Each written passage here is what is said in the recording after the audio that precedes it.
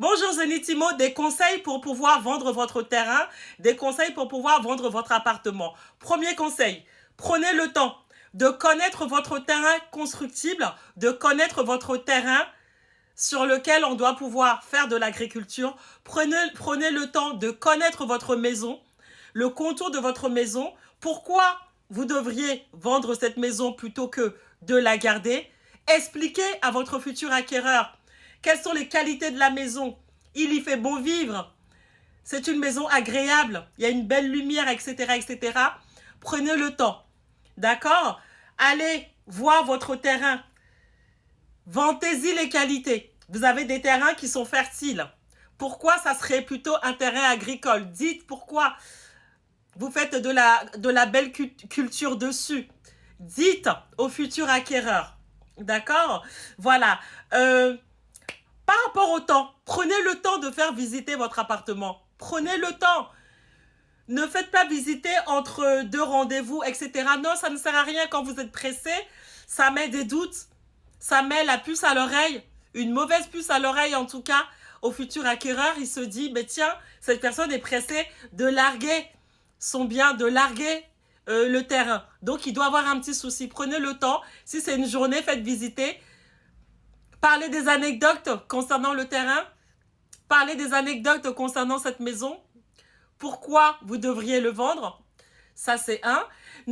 Ça, c'est deux. Ne surestimez pas, on l'a dit la dernière fois, votre maison ou votre terrain. Si le terrain, il vaut un certain coût, dites le coût. Ne dites pas que voilà qu'il vaut le triple ou le quadruple du prix.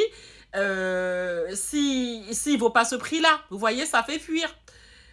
Parce que personne n'est né de la dernière pluie. On sait, on connaît, quand on voit une maison, on sait si cette maison, elle vaut plutôt 3 fois la valeur qu'on nous dit, ou elle vaut un tout petit peu sa valeur un peu plus, ou etc., etc. Voilà, donc vous avez ça comme conseil. Qu'est-ce que je pourrais vous donner encore comme conseil? Quoi comme conseil? Voilà, ne laissez pas des choses traîner, des cartons traîner dans votre maison. Ça prouve que vous êtes sur le départ. Vous êtes sur le départ, vous avez envie de quitter l'appartement. Ne laissez pas des travaux, des choses en plan. Non, c'est pas bien, c'est pas bien vu. Quand un futur acquéreur vient pour acquérir votre maison, quand cet acquéreur, il voit que, effectivement, la personne est prête à partir, c'est que vous fuyez quelque chose. Vous fuyez quelque chose, il y a quelque chose qui se passe dans cette maison et que vous n'avez plus envie. Pareil pour le terrain. Si vous n'en parlez pas, on pourrait penser que, peut-être qu'il y a un glissement de terrain, il y a quelque chose. En tout cas, il y a quelque chose qui ne va pas avec ce terrain-là.